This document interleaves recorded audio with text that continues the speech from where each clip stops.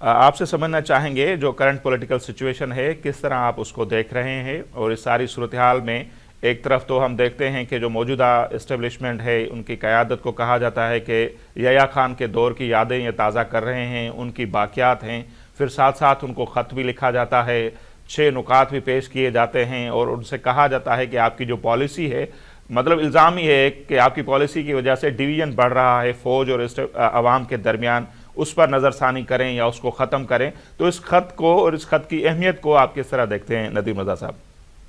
پہلے تو اس کا آغاز میں یہی کروں گا کہ جو آپ نے کہا کہ ایک طرف کہتے ہیں کہ وہ تسلسل ہے وہ یحییٰ خان والا، اور پھر آپ خود بھی خط لکھتے ہیں، تو اس کو اسی 2 لفظوں میں یہ کہوں گا کہ یہ بالکل سراسر کھلا تضاد ہے کہ چت بھی میری اور پٹ بھی میری، یعنی کہ جو میں جی کہوں گا بس وہی سچ ہے، اس کے علاوہ کوئی چیز بھی سچ نہیں ہے، نہ قابل تقلید ہے نہ قابل تائید ہے، بس جو میرا جو نظریہ ہے وہی پورے پاکستان کے 24 کروڑ عوام کا بھی ہونا چاہیے۔ تو یہ وہ ہوتی ہے جو نرگسیت میں کہتے ہیں اس کے عرف عام میں، کہ اپنی یعنی کہ انا پرستی، خود پرستی اور اسی طرح کی ملتی جلتی ساری شکلیں ہیں جو ان کے ایک نظریے کے اندر سے عیاں ہوتی ہیں وہ ساری۔ کیونکہ آپ ایک طرف کہتے ہیں کہ فوج کو سیاست سے دور رہنا چاہیے، اس کا کام سرحدوں کی حفاظت کرنا ہے نہ کہ سیاست کرنا ہے،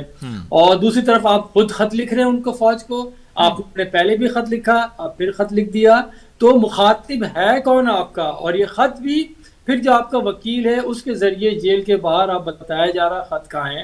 اور جو دوسری طرف جس کو خط لکھا گیا تھا تو پنڈی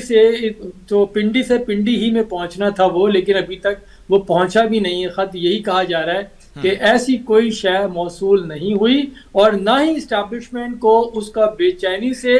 یا کسی بھی طرح سے اس کا کوئی انتظار نہیں ہے۔ تو یہ ایک نظریے کی اپنی ہی نفی کر رہی ہے تحریک انصاف عمران خان، جو بارہا جو ان کے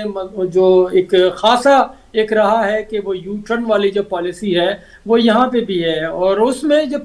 پس رہے ہیں ان کے جو اپنے فالوورز ہیں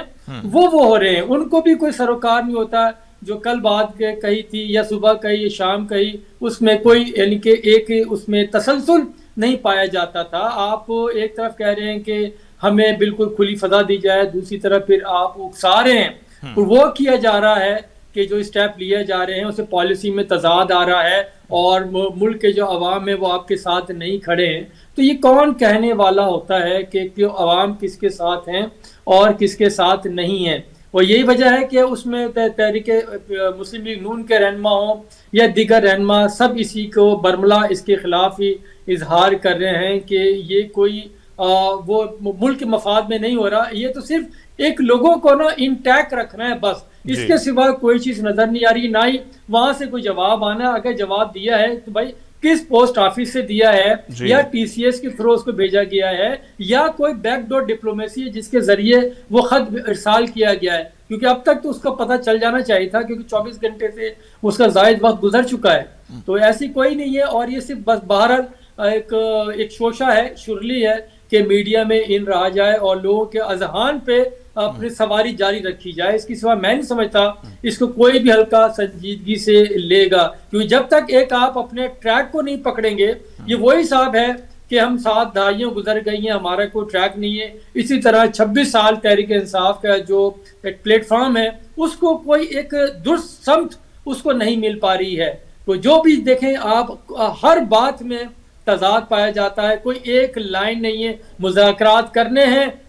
نہیں کرنا پھر ایک دم اٹھ جانا ہے۔ تو یہ وہ ساری چیزیں ہیں جس میں پارٹی بھی سفر ہو رہی ہے، جو لوگ تھے وہ جو کچھ نہیں تھے وہ آگے آگے، اس کے بعد پھر ان کو ہٹا دیا گیا ہے، کسی پہ اسٹیبلشمنٹ کی چھاپ تھی پھر دوسرے لوگ لے کر آ گئے۔ تو ایسے میں نہیں سمجھتا کہ کوئی یہ ملک کے لیے بہتری کی جانب یہ سب کچھ کیا جا رہا ہے، یہ سب اور صرف اپنے مفاد اور لوگوں کو انگیج رکھنا ہے، نتھنگ ایلس۔ اس کے علاوہ کوئی کنسٹرکٹیو اس کا کوئی مجھے